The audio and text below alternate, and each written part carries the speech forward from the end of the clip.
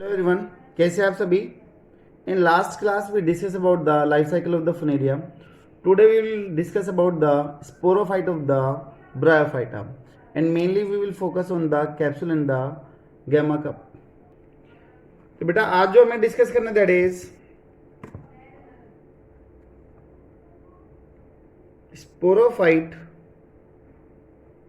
Of Bryophyta. Sporophyte का main we will discuss about the 2n condition को हम deal करेंगे.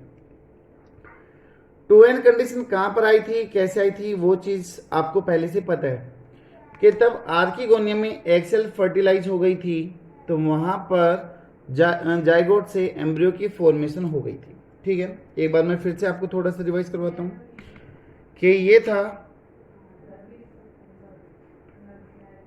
नेक and this one was the venter. यहाँ पर हमने जैकेट पढ़ी थी, ठीक है, वेंटर पे भी जैकेट पढ़ी थी. यहाँ पर एक्सेल थी जो फर्टिलाइज हो गई थी.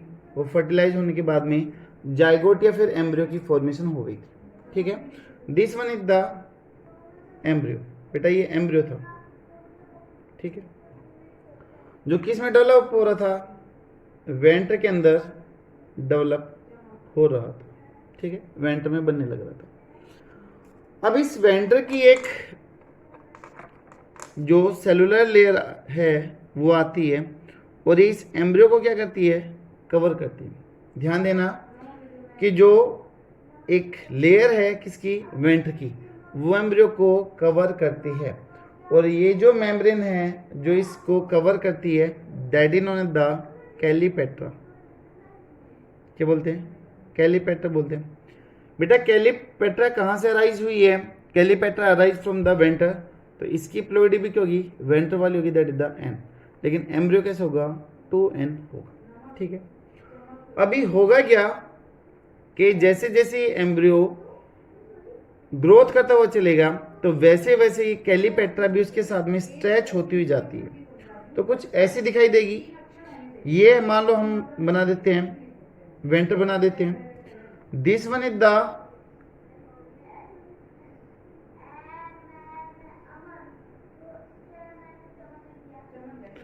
foot, सीटा एंड कैप्सूल. ये डेवलप हो रहा है और ये जो मैंने फोल्डिंग दिखा रखी इधर, this one is the venter. ये है वेंटर, ठीक है, ये वेंटर. अब बेटा इसके साथ साथ में ये जो कैलीपेट्रा है वो भी क्या होने लग रही है, स्ट्रेच होने लग रही है, खींचने लग रही है. जो कैलीपेट्रा है वो भी क्या करती जा रही है, स्ट्रेच होती जा रही है. लेकिन कितनी स्ट्रेच होगी, एक लिमिट तो रहेगी, लेकिन इसकी ग्रोथ तो काफी तेजी से चलने लग रही है. अगर आप रबड़ को भी एक लिमिट के बाद में स्ट्रेच करोगे तो बेटा वो भी क्या करेगा, टूट जाएगा. तो यहां पर भी यही कंडीशन होती है कि ये जो है स्पोरोफाइट में फुट, सीटा, कैप्सूल लगातार ग्रो करता जा रहा है और बेटा इस लगातार ग्रोथ की वजह से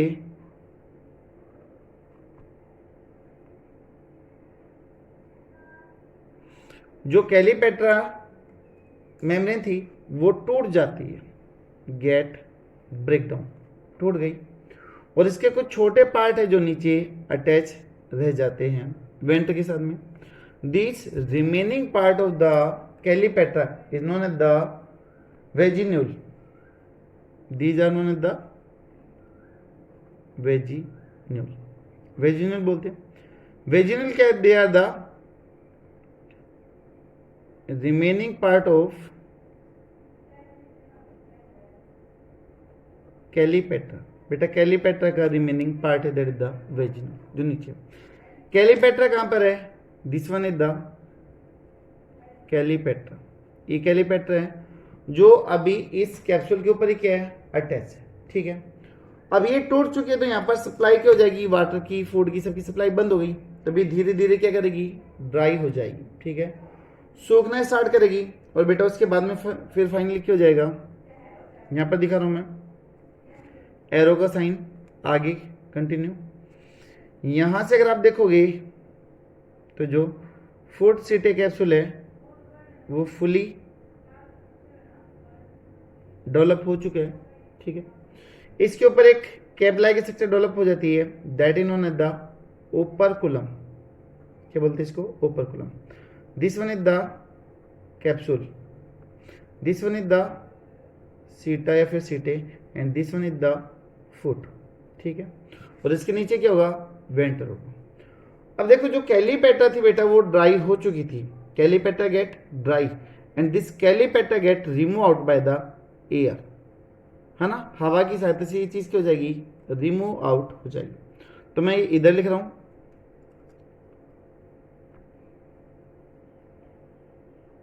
कैलीपेट्रा get dry and finally get remove out by air। ठीक है, and capsule finally get exposed in air, और एयर में कैलीपेट्रा क्या हो जाएगी? एक्सपोज हो जाएगी। ये जो है बेटा this one is the calyptra, और ये कैलीपेट्रा कैसी? That is the dry calyptra, this one is the dry calyptra. ठीक है, और हमने ये बातें इसी के बारे में बात करी। ठीक है, अब ये जो है कैप्सूल वो क्या हो चुका है? एक्सपोज हो चुका है। अब एक कैप्सूल कैसे दिखाई देगा वो काफी मेन है। ठीक है बेटा, जो एक कैप्सूल है that is the main feature, जो काफी डेवलप है, जिसके अंदर पेस्टोम या फिर टीथ होंगे, they are present in the mosses. ठीक है, तो ये पॉइंट में लिख रहा हूं, कैप्सूल ऑफ मोस या फिर mosses are well developed and more advanced because their operculum have peristome. वहां पर क्या मिलेगा? पेरिस्टोम या फिर टीथ प्रेजेंट होंगे, हैव पेरिस्टोम या फिर टीथ, which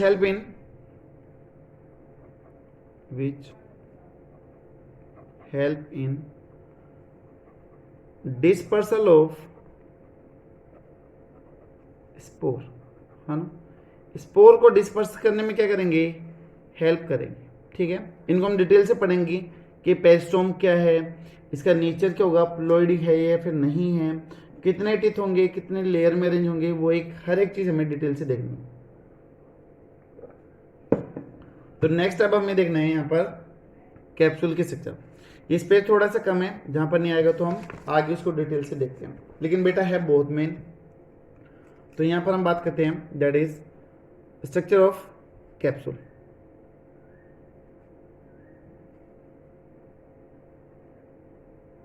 और ये कैप्सूल भी किसका ले रहे हैं हम? फुनेरिया का। In the Funaria is the member of the moss. ठीक है, मोस का जो है बेटा हम उसका कैप्सूल डील करने लग रहे हैं कि कैसे दिखाई देगा। तो देखिए कैसे दिखाई देगा। प्लीज आप अपने कलर जो भी हैं पेन पेंसिल उनको निकाल लीजिएगा, अभी यूज करना में।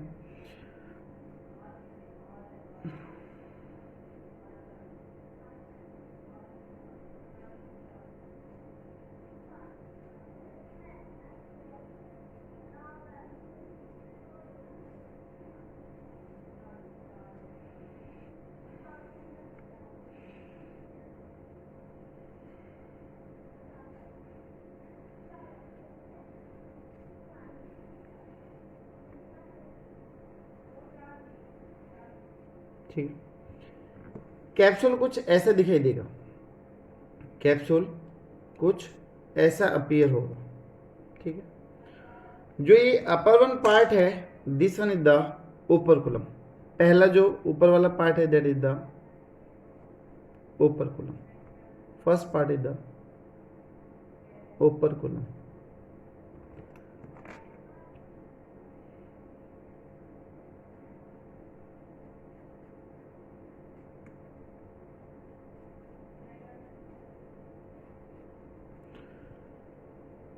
जो ये सेकंड पार्ट है, दिस वन इन्होंने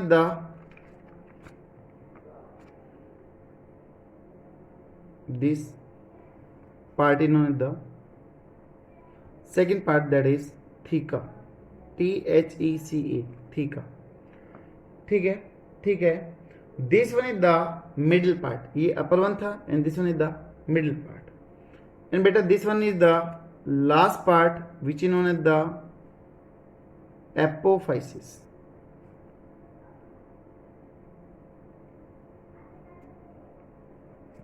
this one is the apophysis, ठीक है। अब ये तीन रीजन हो गए, operculum, theca and the apophysis. इन तीनों में से बेटा फीचर किसके क्या क्या है वो चीज हमें यहां पर समझ लेनी है। जो अपर वन पार्ट है operculum, this one is the sterile part. Sterile part का मतलब कि ये रिप्रोडक्शन में कोई भी हेल्प नहीं करेगा, ठीक है। तो this one is the style nature, style nature. जो थीका है बेटा, this one is the fertile nature, have spore sac. Spore sac है तो यहां पर किसकी फॉर्मेशन होगी, स्पोर की फॉर्मेशन होगी। एपोफाइसिस क्या है, this one is the basal style region, this one is the basal style region. बेटा दो वर्ड यूज हो रहे हैं, स्टाइल और फर्टाइल। जो आगे जनरेशन को कंटिन्यू कर सके, बढ़ा सके, उसको तुम बोलते हो फर्टाइल बोलते हैं, ठीक है। जो रिप्रोडक्शन कर सके, फर्टिलाइजेशन कर सके, फर्टाइल। जो जनरेशन कंटिन्यू ना कर पाए, जो रिप्रोडक्शन ना कर पाए, that is known as the sterile, ठीक है। तो operculum sorry, theca, middle one and the last one is the apophysis. अब जो ये जो सेंट्रल पार्ट है, this one is the theca, this one is the most important part of the capsule. Capsule का सबसे मेन पार्ट है this one is the theca, because this one have the 2 spore sac, इसके अंदर 2 spore sac present होंगे। अब आपको पता है कि जो स्पोर सैक है उसका काम क्या है, टू मेक द स्पोर। ये स्पोर बनाने के लिए काम में आते हैं, ठीक है। तो these are the 2 spore sac.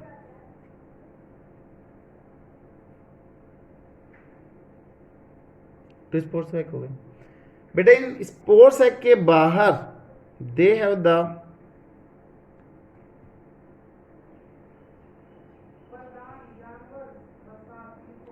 Air sac, यानी कि एयर कैविटी होगी जो इनको फ्लोट करने में, बाहर एक्सपोज करने में क्या करेगी, हेल्प करेगी। तो this one is the air sac, air sac के फिर एयर कैविटी हो गई, ठीक है। अब याद करो कि अगर स्पोर सैक है तो यहां पर कौन सा टिश्यू मिलेगा बेटा, it has the SMC tissue. आपने कई बार पढ़ा है कि जो कैप्सूल है they have the SMC tissue. SMC का फुल नेम क्या है, that is the spore mother cell. Ploidy आपको पता होगी, that one is the 2N diploid है। और जो SMC है वो किस में चली जाती है, अंडरगो द मियोसिस, ठीक है। ये चीजें मैं पहले बता चुका हूं, लेकिन एक बार मैं फिर से रिवाइज कर देता हूं कि अंडरगो द मियोसिस, जिससे मियोस्पोर की फॉर्मेशन होती है बेटा। तो SMC किस में गई है, मियोसिस में। अगर मियोसिस में जाएगी तो यहां पर किसकी फॉर्मेशन हो जाएगी, मेक द स्पोर। और इन स्पोर को हम क्या बोलेंगे, मियोस्पोर बोलते हैं, ठीक है। जो होमोजेनस नेचर के थे, जो फिर से न्यू थैलेस की फॉर्मेशन करते हैं। ये कि पूरे के पूरे फिल होंगे, इवन ऊपर भी होंगे, ये सिर्फ समझाने के लिए मैंने नीचे बनाया, अदरवाइज ये पूरे इस सेक के अंदर प्रेजेंट होंगे। तो यहाँ पर ये स्पोर डेवलप हो गए, ठीक है। अभी होगा क्या कि ये दोनों के दोनों स्पोर एक दूसरे से सेपरेट आउट होंगे। यहाँ पर एक टिश्यू मिलेगा जो इनको सेपरेट आउट करता है। This one is the sterile tissue which separate 2 spore sac and these sterile tissue is known as the columella, ठीक है। This one is known as the columella, this one is the columella. बेटा columella भी कैसे, this one is the sterile tissue जो इन दोनों को separate out करने में क्या करता है, हेल्प करता है, ठीक है। इसके अलावा जो ये हैं स्पोर सैक हैं, दे have the teeth like structure, इनके ऊपर टीथ लाइक स्ट्रक्चर होती है। जो बाहर की तरफ के जो टीथ होंगे वो बड़े साइज के होंगे, और जो अंदर की तरफ के हैं they are the small in size, वो छोटे साइज के होंगे, ठीक है, ऐसे होंगे।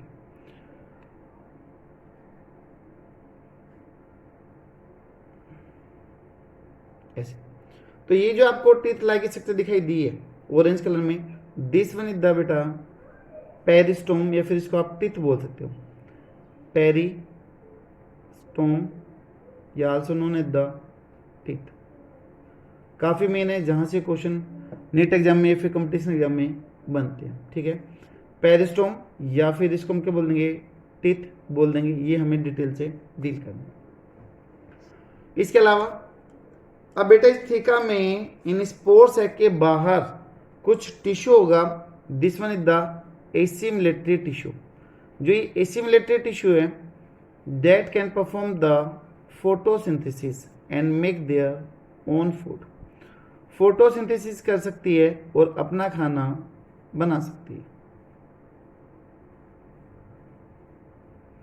तो these are the assimilatory cells which can perform the photosynthesis and can make their own food.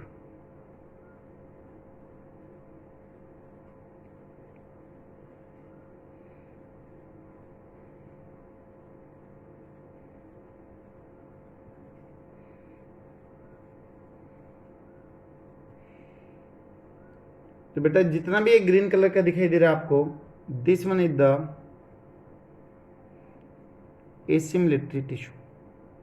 कौन सा टिश्यू हो गया ये, एसिमिलेटरी टिश्यू है।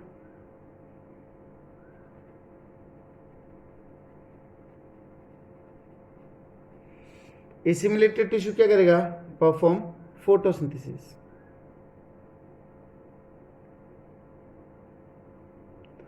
फोटोसिंथेसिस करेगी, फूड की फॉर्मेशन करेगी। इन दोनों एसिमिलेटरी के बीच में मैंने कुछ फ्री स्पेस छोड़ा हुआ है, दे हैव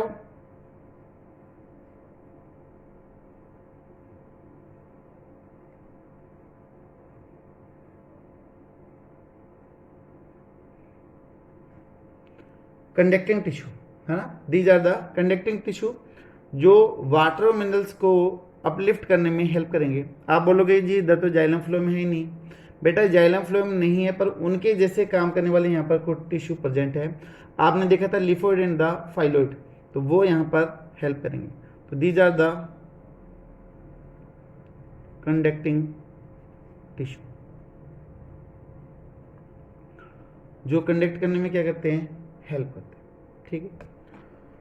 अब ये जो लोअर रीजन है apophysis, this one have the stomata, यहाँ पर स्टोमेटा भी होंगे।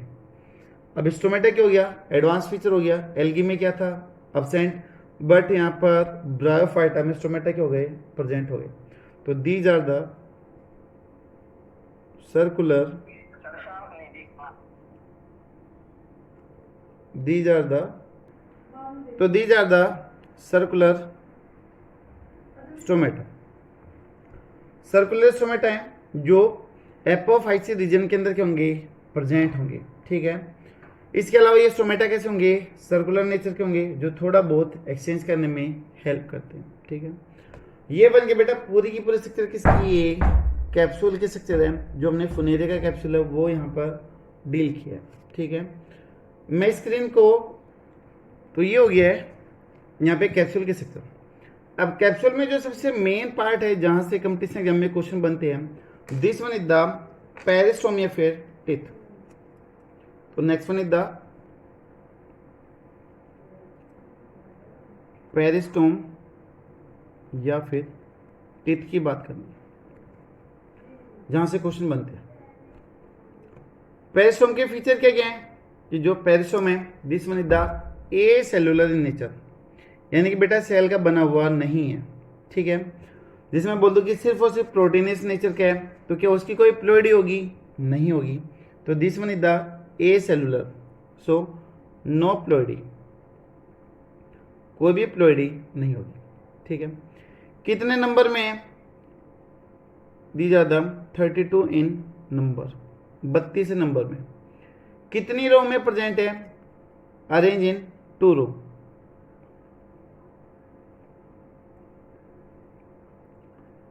दो रो के अंदर अरेंज। ठीक है, किस में हेल्प करेंगे? Help in spore dispersal. Spore को डिस्पर्स करने में क्या करते हैं? हेल्प करते हैं।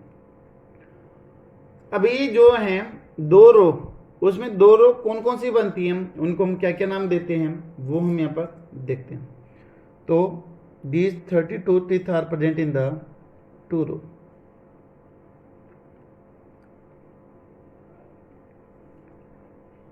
एक तो जो आउटर रो है, जो बाहर की तरफ प्रेजेंट है, नोन एज द एक्सोस्टोम। जो अंदर वाली रो है, inner row, that is known as the endostome. उसको हम एंडोस्टोम बोलेंगे। तब दोनों रो के फीचर क्या क्या होंगे बेटा, वो देख लेते हैं।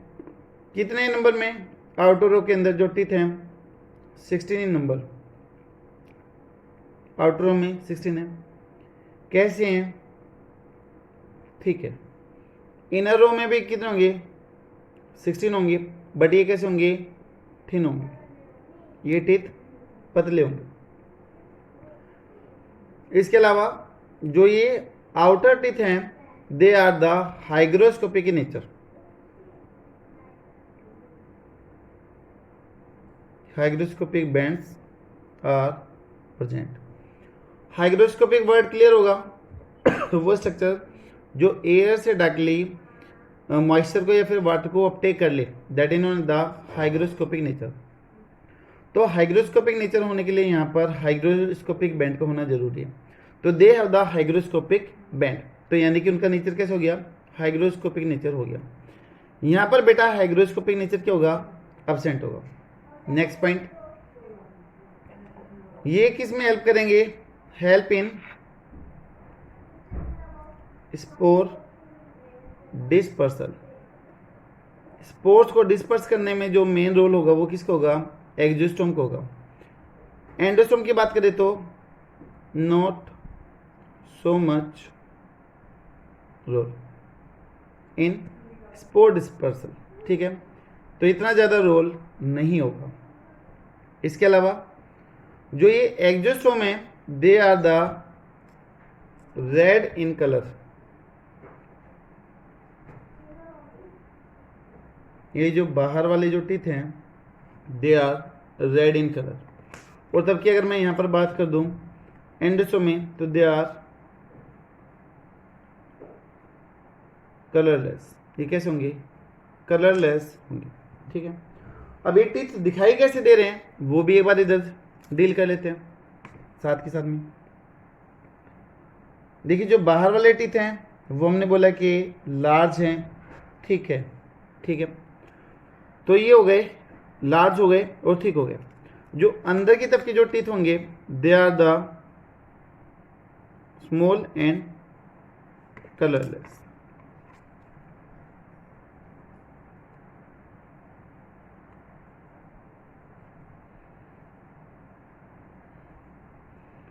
जो आउटर टीथ है उसमें क्या चीज प्रेजेंट बताई थी कि they have the hygroscopic band. कितने हाइग्रोस्कोपिक बैंड होंगे? They have the 2 hygroscopic band. 2 hygroscopic band वहां पर मिलेंगे।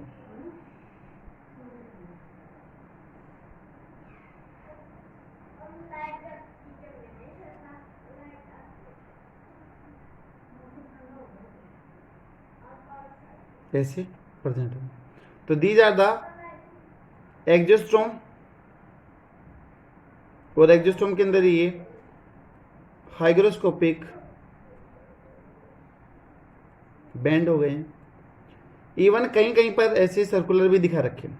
तो दोनों सही हैं, कैसे भी रिप्रेजेंट कर सकते हो। बैंड है तो आप ऐसे भी दिखा सकते हो इनको, कोई दिक्कत नहीं है। ठीक है। नंबर 2 मत लिखना भैया, आप सिर्फ ऐसे रिप्रेजेंट कर देना, नंबर रहने देना उनको, ठीक है।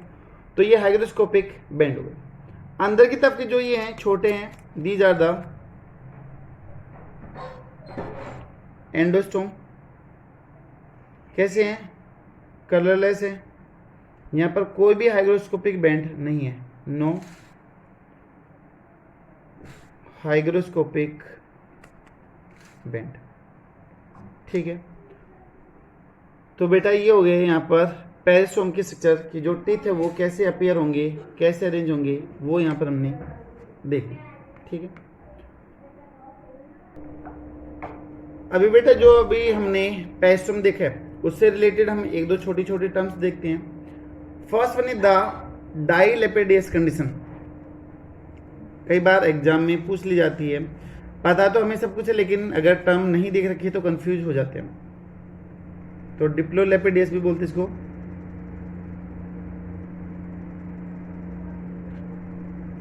डाई का मीन दो और लेपिडेस का मतलब लिप लाइक या फिर रो लाइक स्ट्रक्चर, ठीक है।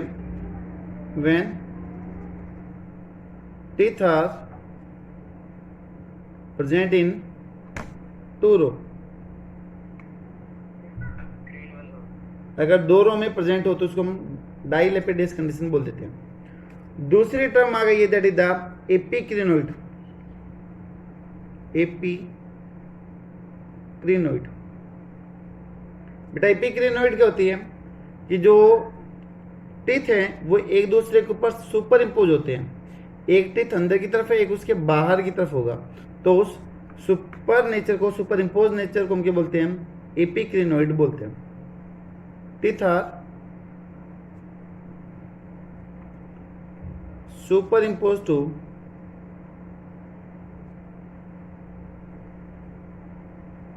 each other, that condition known as the epicrinoid condition. Next one is the zero Chi condition.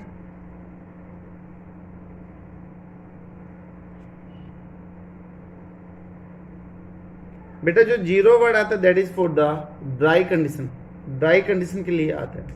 यहाँ पर जो स्पोर का डिस्पर्सल होगा वो कब होगा? ड्राई कंडीशन में होगा। Spores disperse in dry condition. तो जीरो चीज हो गई, तभी स्पोर का डिस्पर्सल और ड्राई कंडीशन में दैट इज द जीरो चीज कंडीशन। अभी जो टीथ थे उनका नेचर क्या होगा वो हमें देखना है। हमने बोला था कि जो स्पोर डिस्पर्सन में हेल्प करते these are the outer teeth. अब बेटा आउटर टीथ का नेचर क्या होगा वेट कंडीशन में और ड्राई कंडीशन में, वो हमें देखना है।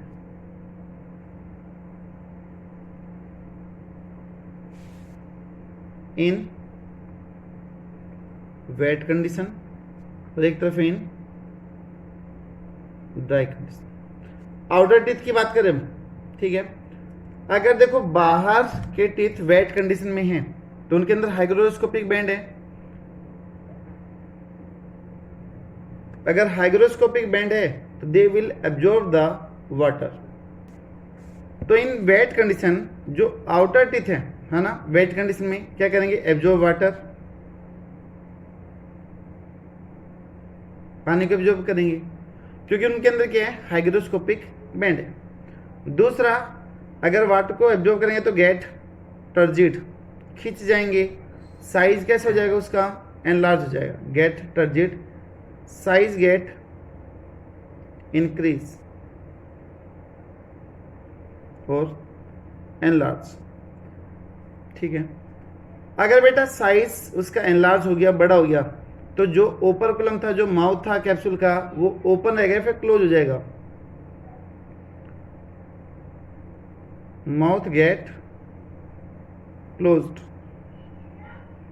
या फिर ब्लॉक। भाई साइज बड़ा हो गया है, स्वेलन हो गया है, तो जो माउथ था उसका रास्ता कैसे हो गया? छोटा हो गया। इसके अलावा स्पोर डज नॉट डिस्पर्स। जो स्पोर्स है वो डिस्पर्स नहीं होंगे क्योंकि रास्ता बंद हो चुका है, उसका जो माउथ है वो क्लोज हो चुका है। और तब के ड्राई कंडीशन में क्या होगा बेटा, इसका उल्टा होगा। ड्राई कंडीशन में होगा तो रिलीज वाटर, गेट श्रिंक। ऐसा मान लो कि हमारे घर के जो खिड़की दरवाजे चौखट जंगले वगैरह वो पानी में गीले हो गए हैं, भीग गए हैं। अब अगर वो पानी में हैं रेनी सीजन में तो उनका साइज बड़ा हो जाता है, ठीक है, वो साइडिंग से बंद नहीं हो पाते हैं। लेकिन जैसे ही गर्मी आती है तो जो पानी उन्होंने एब्जॉर्ब किया था वो इवोपरेट होता है, उड़ जाता है, और फिर से वो अपनी नॉर्मल शेप साइज में आ जाते हैं। तो ड्राई कंडीशन में कैसे हो जाएंगे, गेट सिंक, ठीक है। अगर छोटे हुए तो mouth get open, mouth open हो जाएगा। और अगर माउथ ओपन हुआ तो यहाँ पर स्पोर्स गेट डिस्पर्स, ठीक है, ऐसे हो जाएगा। जैसे मान लो ये रेनी सीजन है या फिर वेट कंडीशन है तो बेटा पानी मिला, ये कैसे हो गए, स्वेलन हो गए, बड़े हो गए, ठीक है। लेकिन जैसे ड्राई कंडीशन आए पानी निकलेगा तो साइज क्या करेगा, छोटा। तो बीच में से स्पेस निकलेगा जहां से स्पोर इजिली रिलीज हो जाएंगे। वेट कंडीशन में रास्ता था वो स्वेलअप होने की वजह से ब्लॉक हो गया तो वहां से स्पोर्स नहीं निकलेंगे। तो जो स्पोर का डिस्पर्सल है वो होता है ड्राई कंडीशन में, that is known as the xerochasy condition.